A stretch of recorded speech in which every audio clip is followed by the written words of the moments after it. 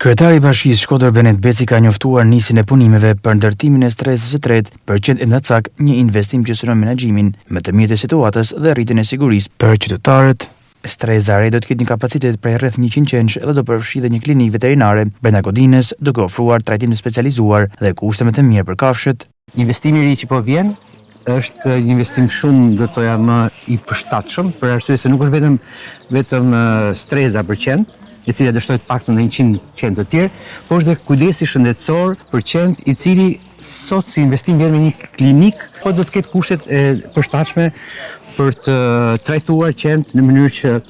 të ulet sa më shumë rrezikshmëria e qendve në rrugë. Me këtë investim, ku do të ketë një sallë kirurgjikale për qend, do të ketë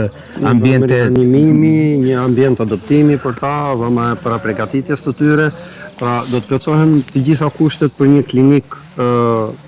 të përshtatshme